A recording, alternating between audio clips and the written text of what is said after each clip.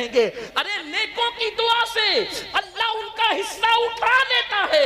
جو نمازوں میں غفلت کرتے ہیں، جو نمازوں میں سستی کرتے ہیں، خدا کے لیے بیدار ہو جاؤ۔ اپنے مسائل کا حل کسی انسان کے دروازے پر نہیں ہے۔ ہمارے مسائل کا حل کل بھی اللہ کے در پہ تھا، آج بھی اللہ کے در پہ ہے، قیامت تک اللہ کے در پہ رہے گا۔ اس کی چوکھٹ سے وابستہ ہو جاؤ۔ کب تک غداری کرو گے؟ کب تک بے وفائی کرو گے؟ کب تک نافرمانی کرو گے؟ سنو سنو، روم کا الچی جب اس کو پتا چلتا ہے کہ مسلمانوں کا امیر 3 بر اعظموں پر بلا شرکت غیر حکومت کرنے والا عمر ابن خطاب جنگل بکریاں لے کر گئے بکریاں چرانے کے لیے، تو وہ جنگل پہنچا۔ جنگل میں گیا تو ایک منظر دیکھا۔ یہ منظر کیا تھا؟ دیکھ، کھلے آسمان کے نیچے ایک درخت ہے، اور اس درخت کے نیچے مسلمانوں کا امیر 3 بر اعظموں پہ حکومت کرنے والا اپنے ہاتھ کا تکیہ بنا کر ریت پہ سو رہا ہے۔ ریت پہ سو رہا ہے۔ اس نے دیکھا، اس کو حیرت ہوئی کہ میرے بادشاہ لوگ نرم نرم گدوں پر محلوں میں باڈی گارڈ کے پہروں میں سکون سے سو نہیں پاتے، یہ اکیلے چین سے سو رہا ہے۔ اس کو یوں لگا اگر میں اس کا قصہ تمام کر دوں تو مجھے کتنا انعام ملے گا۔ جیسے ہی یہ سوچا، فاروق اعظم نے کروٹ لی، باروب چہرہ آنکھوں کے سامنے آیا، لرز گیا، آنکھیں کھول کے پوچھی کیا بات ہے؟ اس نے کہا روم کا الچی ہوں، خط لایا ہوں، لیکن اس سے پہلے ایک بات پوچھتا ہوں، ہمارے آقاؤں کو تو نرم گدوں پہ نیند نہیں آتی، آپ اتنی سکون سے ریت پہ کیسے سو رہے ہیں؟ فاروق اعظم کا جملہ تھا، جو ظلم نہیں کرتا اس پر کبھی ظلم نہیں کیا جاتا۔ اور گناہ سے بڑا کوئی ظلم ہے ہی نہیں، سب سے بڑا ظلم گناہ ہے، گناہ سے بڑا کوئی ظلم نہیں ہے۔ برگین والوں، گرد نواز سے آنے والوں، آج اللہ نے آپ کو ہم کو نعمت دی ہے، اور ابھی بھی وہ نعمت دے رہا ہے، اس سے پہلے کہ وہ ناراض ہو جائے اور ناراض ہو کر کے نعمت چھیننے لگ جائے۔ جو بھی نعمت کی ناقدری کی جاتی ہے، نعمت چھینی جاتی ہے۔ ہندوستان کے کئی علاقوں میں مسجدوں کے اوپر کے مائک سے اذان پہ پابندی لگی، تو میں نے مسلمانوں سے کہا یہ کیوں لگی؟ یہ تو اہل سیاست جانے، دوسرا میٹر ہے، لیکن ہم صوفیہ کے غلام اس نظر سے دیکھتے ہیں، جب اذان ہوتی تھی نا تو تم اس کو سنتے نہیں تھی۔ توجہ ہے آپ کی؟ غور کریں گے آپ؟ توجہ، اذان ہوتی تھی آپ اس کو سنتے نہیں تھے، بستر میں پڑے رہتے تھے، اور اگر جاگتے تھے تو بھی اپنے کام میں لگے رہتے تھے، اذان کا ادب نہیں کرتے تھے۔ قدرت نے کہا تو میری نعمت کی قدر نہیں کرتا، اب میں تجھے اذان نہیں سنواؤں۔ دیکھ، غور تو کر، جس نعمت کی ناقدری کرو گے وہ نعمت تم سے چھین لی جائے گی۔ دولت کے نشے میں حرام کام کرنے والوں کو یہ عبرت کی بات ہے۔ مغل خاندان 700 سال تک ہندوستان پر حکومت کرتا رہا، اتنے پاپ اور عیاشیاں کی ان کے بعض لوگوں نے، کچھ اچھے بھی تھے لیکن زیادہ تر پاپی تھے، ان کے ایک شہزادے کا ایک لڑکی کے ساتھ چکر ہو گیا، تو اس لڑکی نے کہا کہ میری جان، میں نے کسی انسان کو مرتے نہیں دیکھا ہے، میری تمنا ہے کہ میں کسی کو مرتے دیکھوں۔ اس نے فوراً ایک بندے پر تیر چلا دیا، کہا کہ لو مرتے ہوئے دیکھ لو۔ اس طرح بے گناہوں کی ان لوگوں کے بعض لوگوں نے جانیں لی۔ پھر کیا ہوا؟ ان مغل خاندان کے بادشاہوں کے ٹھاٹ بانٹ کا عالم یہ تھا کہ تاج محل کے اندر جب ناشتہ کیا جاتا تھا تو 200 ڈشیں ناشتے میں لگائی جاتی تھی، مجرے ہوتے تھے، عورتوں کو نچایا جاتا تھا، لڑکیوں کو نچایا جاتا تھا، آدھے آدھے لباس پہنا کر کے، اور شراب کا دور چلتا۔ کون لوگ کرتے تھے میں ان کا نام نہیں لوں گا، لیکن اتنا ضرور ہے کہ کچھ اچھے بھی تھے کچھ برے بھی تھے۔ جب قدرت نے ان کی پکڑ کی، ان بطش ربک لشدید، جب قدرت نے ان کی پکڑ، وہ بادشاہ تھے، اپنی چند دکانوں پر اور چند پراپرٹیوں پر غرور اور گھمنڈ کر کے شادیوں کے موقع پہ اللہ کی نافرمانی کرنے والوں، خوشیوں کے موقع پہ اللہ کی نافرمانی کرنے والوں کان کھول کے سن لو، اس سے پہلے کہ دولت کو زوال آئے، اس سے پہلے کہ عزت کو زوال آئے، اس سے پہلے کہ اللہ اکبر قدرت اپنی نعمتوں کو چھین لے، ذرا غور سے سنو، مغلوں کا حال یہ تھا کہ 200 ڈشیں،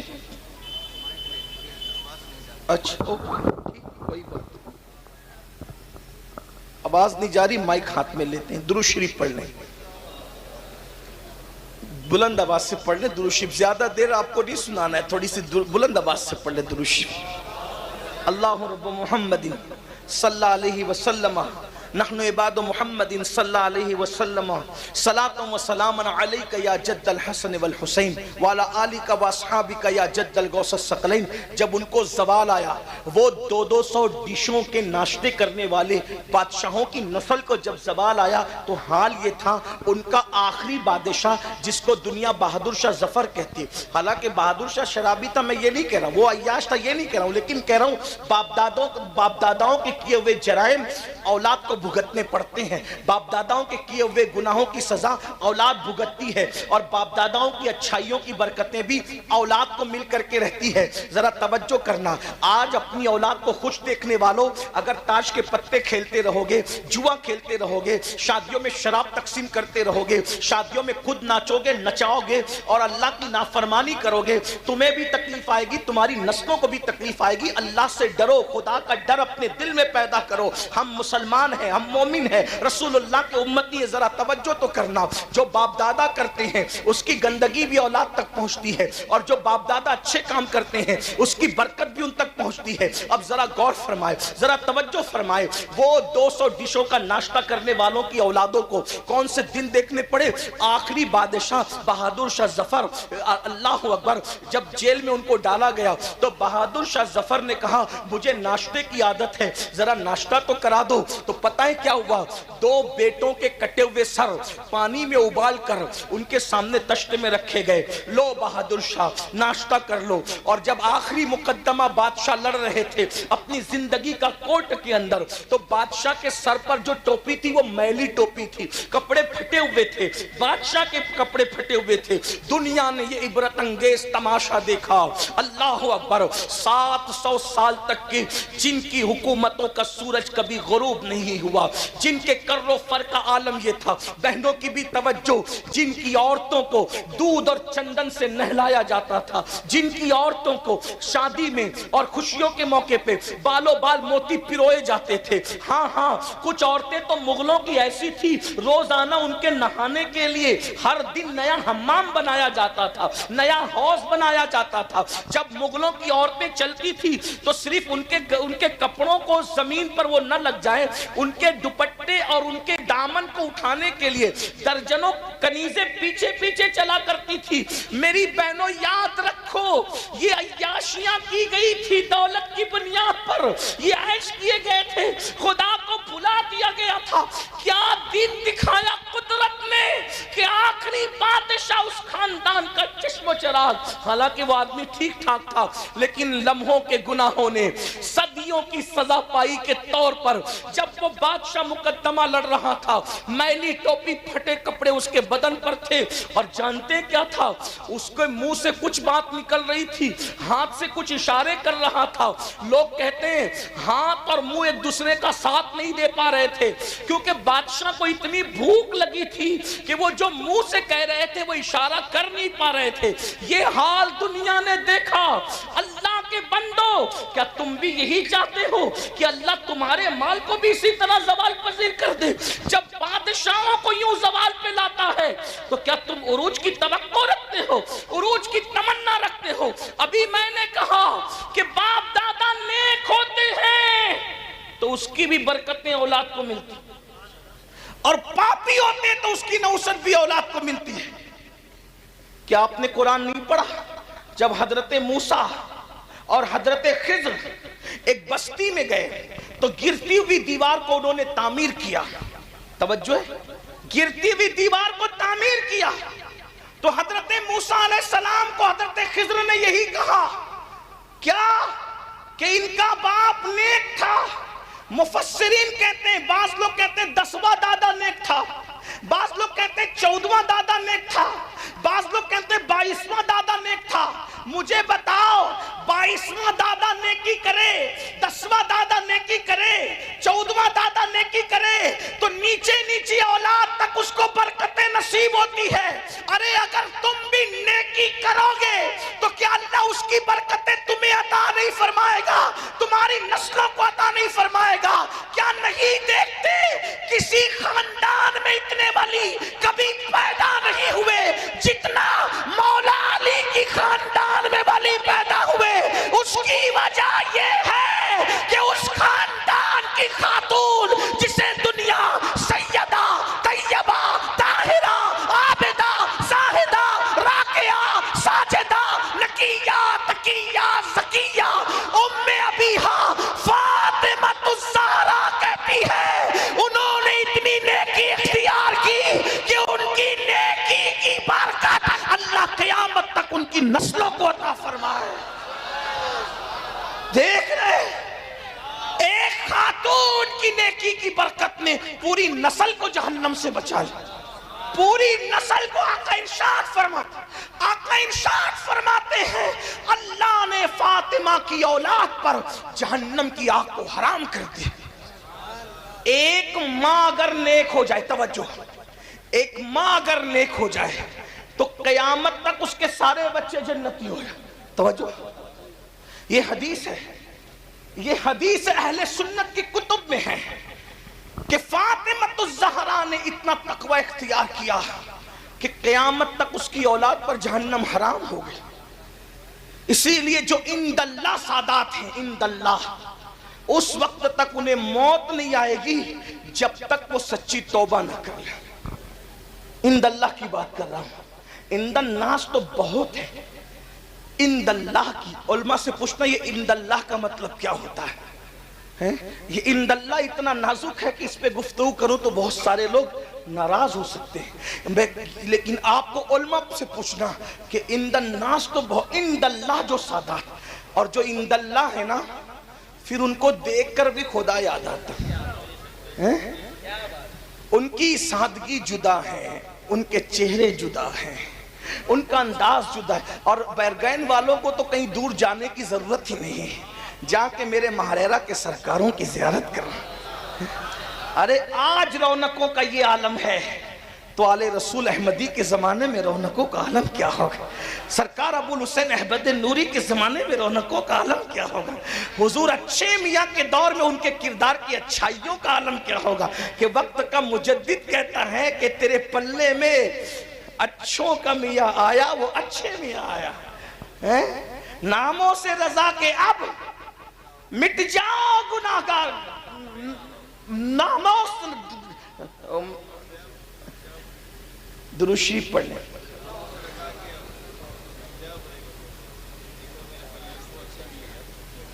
کیا؟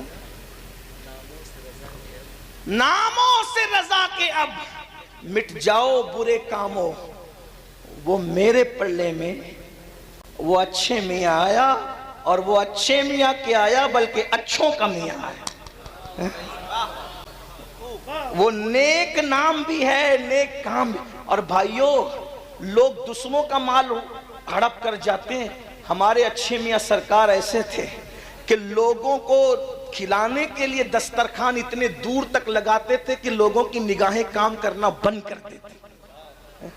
یہ ہے سرکار اچھے میاں کے. تو میں اپنی بات کو سمیٹتے ہوئے عرض کروں، اگر اچھے کام کرو گے، سیدہ فاطمہ جیسا تو کوئی اچھا ہو بھی نہیں سکتا. کیوں نہیں ہو سکتا؟ اس لیے کہ اس اچھی کے لیے کوئی تربیت کرنے والا ایسا اچھا چاہیے کہ جس کے بارے میں دنیا متفقہ طور پہ کہے کہ سارے اچھوں میں اچھا سمجھیے جسے. ارے جب مہریرہ کا اچھا ایسا ہے تو سارے اچھوں کا اچھا مدینے والا اچھا کیسا ہوگا؟ کہتے ہیں سارے اچھوں میں اچھا سمجھیے جسے، ہے اس اچھے سے اچھا ہمارا نبی. سارے اونچوں میں اونچا سمجھیے جسے، ہے اس اونچے میں اونچا ہمارا نبی.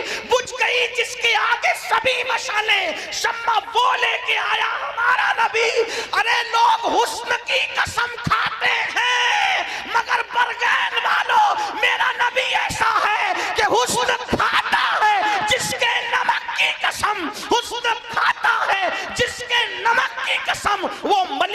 دلا رہا ہمارا نبی کون دیتا ہے دینے کو منہ چاہیے دینے والا ہے سچا ہمارا نبی فاطمہ الزہرا اچھی کے لیے تربیت کوئی کرنے والا ایسا اچھا چاہیے جسے دنیا محمد الرسول اللہ کہتی ہے اور اب کوئی محمد الرسول اللہ پیدا اس لیے فاطمہ الزہرا بھی اب کوئی پیدا ارے یہ سیدہ فاطمہ کیا ہے ہماری کتابوں میں لکھا ہوا ہے کہ جس دن سیدہ کی ولادت ہوئی جس دن توجہ کرنا وہ جب دنیا سے گئی تب تو بہت بلندی تھی جس دن صرف پیدا ہوئی تھی توجہ ہے آپ کی اس لیے کہ آپ نے شادی خانہ آبادی کے ساتھ ذکر شہید کربلا بھی رکھا لیکن ایک مشورہ دوں گا اگر ہو سکے تو شادی کے موقع پر کربلا کا نام شامل نہ کیا کریں جب کربلا ہو تو شادیاں نہ ہوں اور جب شادیاں ہوں تو کربلا اس کا خیال کریں ہاں ذکر امام حسین کر دیجیے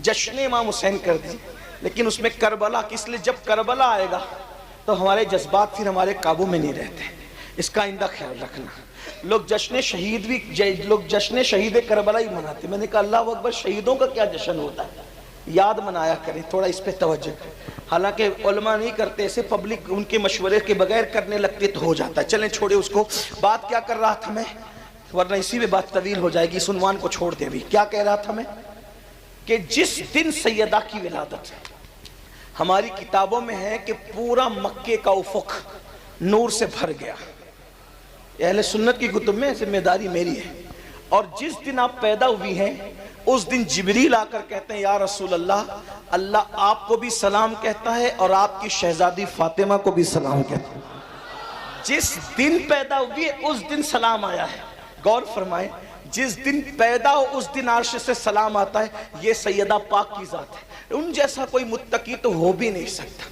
لیکن کم سے کم اگر مائیں اتنی متقی ہو جائے کہ وہ گانا سننے سے رک جائے وہ سیریل دیکھنے سے رک جائے وہ فلم دیکھنے سے رک جائے تو میں کہتا ہوں کہ کم سے کم 1-2 نسل تک تو برکت باقی رہے گی ایک بات آپ کو بتاؤں ماؤں کا تقوی بچوں کو بہت متاثر کرتا ہے آپ نے سنا ہوگا ایک بات میں آپ کو بتاؤں کس طرح بچوں کو متاثر کرتا ہے آج ہماری مائیں جو بچوں کو نہ نمازی بنا پاتی ہے نہ وضو سکھا پاتی ہے نہ غسل سکھا پاتی لیکن ہمارے مرشد چونکہ مہاررہ شریف کے قریب میں بیٹھا ہوں تو مجھے اس وقت مہاررہ ہی یاد آ رہا ہے مہاررہ شریف وہاں کے جد اعلیٰ مورث اعلیٰ حضرت میر عبدالواحد بلگرامی ہیں انہوں نے اپنی کتاب سب سنابل شریف میں ایک واقعہ لکھا ہے جس کے مفہوم کو میں اپنے الفاظ کے جامع میں پیش کر کے آپ کو سناؤں کہ ماں کتنا بڑا کردار ادا کر سکتی ہے دراصل آج جو بچیاں بھاگ رہی ہیں بچے زانی بن رہے ہیں بچے شرابی بن رہے ہیں بچے جواری بن رہے ہیں اس میں ماں باپ کا بڑا عمل دخل ہے